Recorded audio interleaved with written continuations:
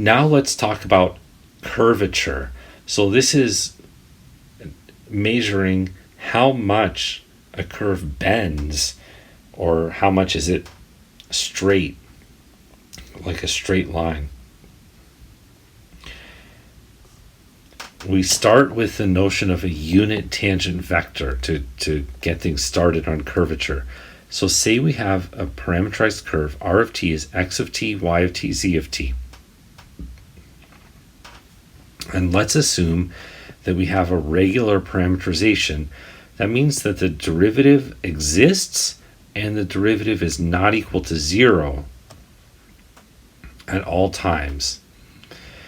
So our curve shouldn't have any things like corners or points where it stops, or anything like that. It should always be moving.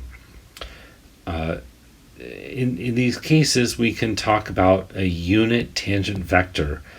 We'll write T, capital bold T, for the unit tangent vector.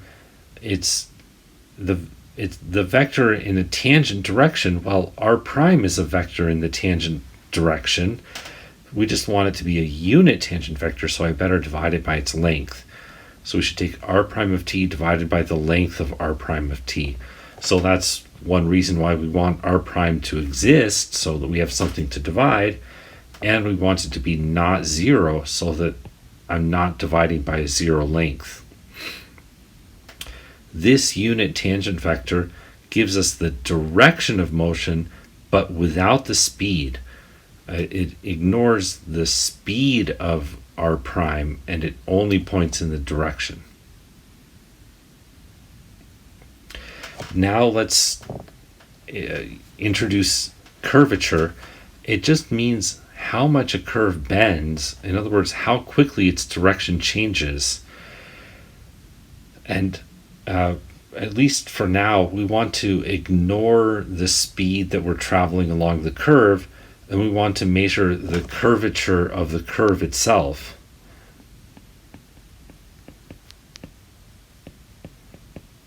So what we want is the curvature of the curve itself, ignoring the speed along the curve.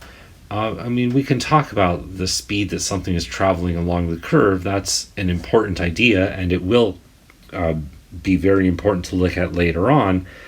But right now, we want to focus on just the curve and ignoring how fast we're moving along it. Okay, so then it's tempting to say, all right, the direction is this vector t of t, the unit tangent vector. So how fast it changes would be the derivative of it. So it's tempting to just say, oh, take the derivative of the unit tangent vector. But that doesn't work. And the reason why it doesn't work is because we could take the same circle or the same path and just travel along it faster at different speeds. So say first we go around the circle at 1 unit speed, one unit distance per unit time, or 1 meter per second, say. And then we'll travel around the same circle, the same path, at 10, a speed of 10, say, or any different speed. Now, traveling around the same circle 10 times as quickly means that we have to turn 10 times as quickly, and yet it's the same path. It should have the same curvature. So that doesn't match our expectations. And it's measuring something different than what we want to measure at this point. So the solution here is to introduce the unit speed parameterization. So as long as we have a unit speed parameterization of a curve, then we're okay. Then we can define the curvature at a point to be the magnitude of the derivative of the unit tangent vector in terms of the unit speed parameterization. because if we settle on a unit speed parameterization from the start, then there's no changes in speed and everything is moving the same speed, and so we don't have to worry about the issue of comparing different speeds that we just ran into. So in a way, we're sort of solving our problem of traveling at different speeds by just outlawing it and saying everything has to travel at the same speed. Ta-da, problem solved. So maybe in a sense it's a little lame, but that's how it goes.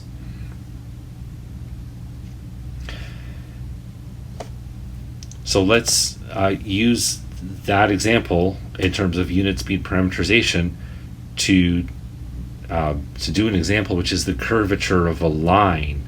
And before we work this out, and before you read the slide, what do you think should be the curvature of a line, a straight line?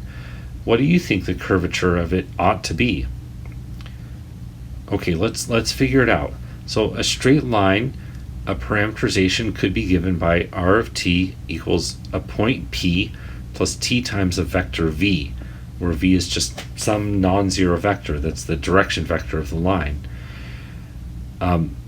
That might be going at the wrong speed, but we can find a unit speed parameterization. Fortunately, it's not as complicated as some of the examples, like the example we saw before. In this case, to make it a unit speed parameterization, we should just rewrite it with v divided by the magnitude of v. That's it. Just make that into a unit vector. Now, every time s steps up by 1, we're moving one copy of a unit vector, so we're moving at speed 1. Now the derivative is, when we make s the variable, the derivative is v divided by its magnitude. It's that unit vector, right? It's a unit vector. That's what makes it a unit speed parameterization. The unit tangent vector is that same, v divided by magnitude of v. And what we notice is that that's constant. There's no s. So if we take the derivative of that unit tangent vector with respect to s, the derivative is 0. To be precise, this should be a 0 vector here. And since that's a 0 vector, the magnitude of it is 0. So that makes the curvature 0. So lines have 0 curvature. Well, I hope that agrees with your intuition, and you can see that at least for this simple example, it wasn't too hard to work out. And you can see that unit speed parameterization came into the picture. So in this definition, I'm going back to the definition slide. In this definition, we mentioned the unit speed parameterization. So for any curve C, if we have any regular parameterization of a curve C without corners or anything bad like that, then there always exists a unit speed parameterization, and so we can say that there exists a curvature. Now, writing down formulas for those things might be a mess, but we do know that it exists. And then our challenge is to try to find clever ways to find formulas that are easier than what we've seen up till now. So for a line, it has 0 curvature. The other fundamental example of curvature is with circles. So let's look at the curvature of a circle. So suppose C is a circle of radius r. A parameterization could be given by r times cosine t, r times sine t. We could find the speed of that parameterization. The derivative of r cosine t is minus r sine t, and the derivative of r sine t is r cosine t. Then the speed is given by squaring those components of the derivative and adding them up and taking the square root. Here we have a sine squared plus cosine squared. When we pull out the common factor of r squared, I get sine squared plus cosine squared is 1. And we're just left with square root of r squared, which is r. So this has speed r. So it's a constant speed. So this parameterization is not changing its speed by speeding up or slowing down. It's a constant speed, but maybe not unit speed if r is the wrong value, different than 1.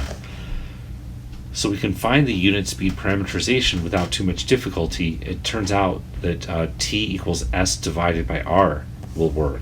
So if I plug s divided by r in wherever there's a t, then we'll have a unit speed parameterization. I'll leave it to you to try to fill in how we figured this out. I think you'll be able to retrace those steps if you think about it for a minute. And I'll also leave it to you if you want to check and see that we ended up with a correct answer. You can check that this is a unit speed parameterization if you try. Or if you just stay tuned, we'll do it in the video in just a moment. So let's find the derivative. We're using a chain rule to differentiate this function. It has cosine on the outside and s divided by r on the inside. And then it has sine on the outside and s over r on the inside. So when you do a chain rule, the derivative of cosine is minus sine, the derivative of sine is cosine, and the derivative of s over r is 1 over r. So we have to multiply by 1 over r. That would cancel the r. Maybe I should write that down. I'll have r times minus sine. The inside function stays the same, s over r. And then I multiply by the derivative of the inside function, 1 over r. And that 1 over r at the end cancels the r in the beginning. And we end up with this minus sine s over r that's written here. And similarly, in the y component, we end up with cosine of s over r. And that was the derivative, and it is a unit vector. When we square these components and add them together, I have a sine squared plus a cosine squared. That gives us 1. So this is a unit vector. That's how we know that we did correctly find a unit speed parameterization. It still leaves the question of how did we come up with this, but that's a question I'm leaving to you. So that's our unit tangent vector, minus sine s over r, cosine s over r. And for the curvature, we have to find the derivative of it, the derivative t prime of s. Well, I'm going to use chain rule again. The derivative of minus sine is minus cosine. The derivative of cosine is minus sine. And the inside function s over r has a derivative of 1 over r in both cases. So there's our derivative t prime of s. And finally, we can get the curvature. After that work, we can get the curvature. The curvature is the magnitude of that derivative t prime of s. So we take the components that are written there and square them and add those up. We once again end up with a cosine squared plus sine squared. That just makes 1. And so we end up with square root of 1 over r squared, and that simplifies to 1 over r. Now there's a minor typo here. This should have had a minus, because you see the component had a minus. So there should be a minus 1 over r. It ends up not mattering because we're squaring it anyway. But in case you were wondering, yeah, there should have been a minus there. I'm sorry for that. So maybe just to be crystal clear, when we square this first one, we get 1 over r squared, cosine squared s over r. And then when we square the second one, I have a 1 over r squared, sine squared s over r. And from these two terms inside the square root, I can pull out a common factor of r squared. And then there's a cosine squared s over r plus sine squared s over r. But cosine squared of s over r plus sine squared of s over r is 1. So we just end up with the square root of 1 over r squared. And the square root of 1 over r squared is 1 over r. And my handwriting wasn't so good there, so I'll fix up that 1 over r squared to be more clear. All right, so the upshot here, this slide is just repeating the steps we just took. We found the curvature to be 1 over r. So the first observation is that this is the same curvature for all s. So at every point around this circle, no matter what s we put, they all have the same curvature. And maybe that's not too surprising. It's a circle. We can turn it or roll it and it looks the same. The points on this side are the same, have the same curviness as the points on all the other sides. So just in comparison or in contrast, something like an oval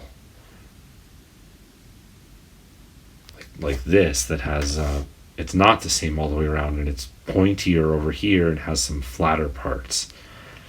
But a circle is the same curvature all around.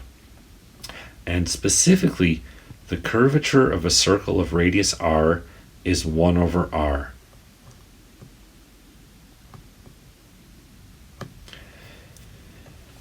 Now, getting beyond circles, what if we want to find a curvature of some other curve besides just a circle? And I talked at some length about how finding unit speed parameterizations might not be easy, and then even if we could, finding the unit tangent vector and its derivative could be really messy. But fortunately, there are simpler formulas. So there's a theorem that tells us that if we have any regular parameterization, this doesn't have to be a unit speed parameterization, just a regular parameterization, so it has a derivative and the derivative is non-zero, then the curvature is given by the magnitude of t prime of t over the magnitude of r prime of t, that speed. So it's not a complicated adjustment. We just take that derivative of the unit tangent vector that we thought intuitively ought to be the right answer, and we were worried that different speeds might throw it off, and the correction turns out to be relatively simple. Just divide by that speed, and that will compensate for any changes or any deviation from unit speed.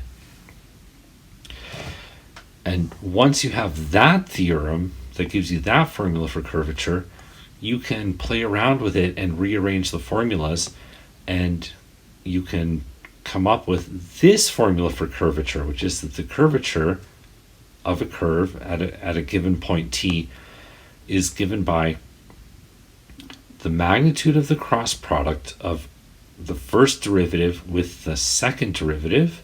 So you write down those vectors, take the cross product, and find the magnitude of it, and then divide by the cube of magnitude of the first derivative. That's the speed.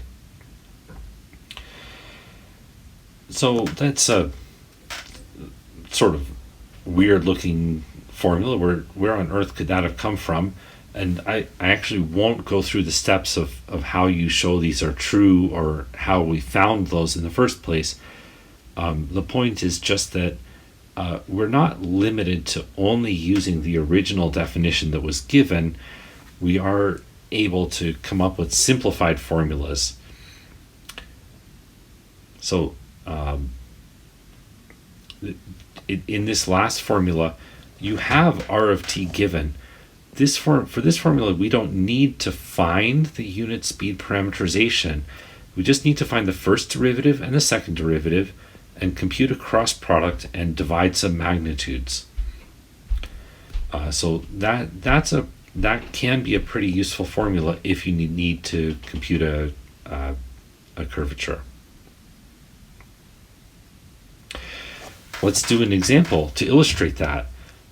This example centers on the helix. The helix is actually a really important example in mathematics, and it's just a sort of corkscrew or spiral ramp shape that goes around in a circle while also traveling forward along a line. So some famous examples of helixes are things like DNA. DNA is actually a double helix, and you have RNA is a helical structure. So DNA and RNA within our cells, and some things like springs, or a coil of wire, like coiled around a transformer, or coiled around an electromagnet, might be arranged in a helical way. And I mean, when you look around, helix shapes show up all over the place. Now, a parameterization of a helix an example of a parameterization is x equals r times cosine t, y equals r times sine t, and z equals b times t, bt. And what's going on with this parameterization is that x and y are traveling around in a circle of radius r.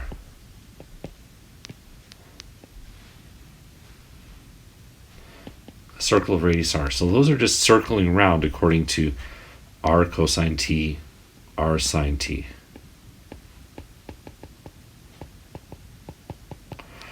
And you can kind of see that in the picture that's here, except just be aware that it's a picture drawn sideways. So we've got the x and y sort of pointing, x pointing into the screen and y pointing up along the screen, which sometimes in 3D axes those are drawn in different directions, but for right now that's how it's drawn in this picture. And so then while x and y are going around in that circle, z is given by b times t. That's a linear function with a constant slope, and that just means that our curve is moving in the z direction at a constant rate.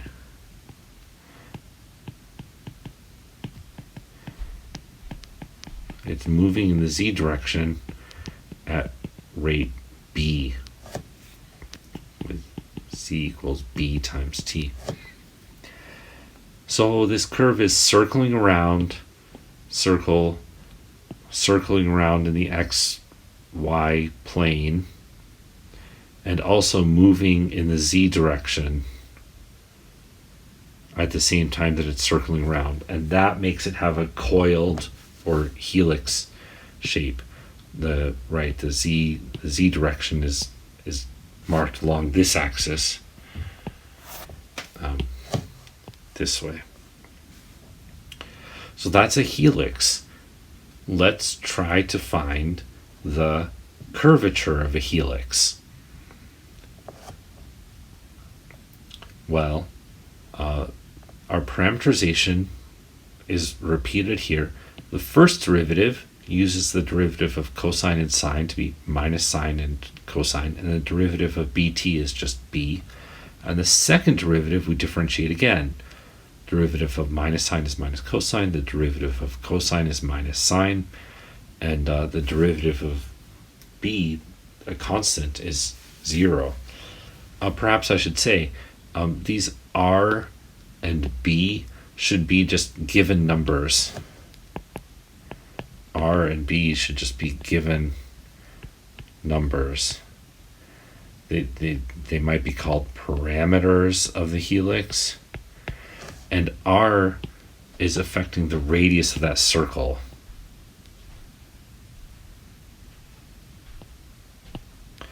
So it's the radius of this coil. And B is affecting the rate that the helix is moving along. So if I have a very large value of B and it's moving very quickly, then this helix would sort of coil around like this. It would move quickly forward. But if I had a very small B, it would move very slowly, and it would coil around a lot of times before it got anywhere in the Z direction.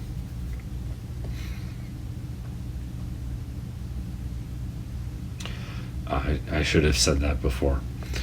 So we were able to find R prime and R double prime, and the cross product is given in our usual 3x3 determinant way. And if you work it out, you'll get the vector that's written here, r times b times sine t minus rb cosine t r squared. And let's find the magnitude of that. The first component squared is r squared b squared cosine. The first component contributes to sine squared t, and the second component contributes to cosine squared t. So those are a little bit crossed up there. And then the r squared component contributes an r to the fourth. So this cosine squared plus sine squared is 1. So that simplifies out. And then these terms have a common factor of r squared that when we pull it out of the square root just gives us an r. When we pull out that r squared, make this a 1, what's left is a b squared here and an r squared in the last term. So the magnitude of this cross product is r times the square root of b squared plus r squared. And then in the denominator of our curvature formula, we'll have the magnitude of the derivative. The derivative was written on the previous slide, and its magnitude is the square root of r squared plus b squared. In conclusion, the curvature is the magnitude of the cross product vector that we found, and it's written here, divided by the cube of the magnitude of the derivative. The magnitude of the derivative is written there, so then we have to cube it. And when you cancel one of these square roots, you just have 2 left on the bottom, and it takes care of the square root. And we end up with r divided by b squared plus r squared. And that is the curvature of a helix. And I hope you will notice how much easier and more straightforward that was compared with finding that unit speed parameterization and going through all that. We didn't, to find this curvature in this example, we didn't have to find the unit speed parameterization. We didn't have to find the unit tangent vector or the derivative of the unit tangent vector. Instead, what we had to do involved an ordinary derivative and then a second ordinary derivative, a cross product, and computing a couple of magnitudes, a magnitude here and a magnitude here. And those are all pretty basic, familiar things that aren't that hard to do.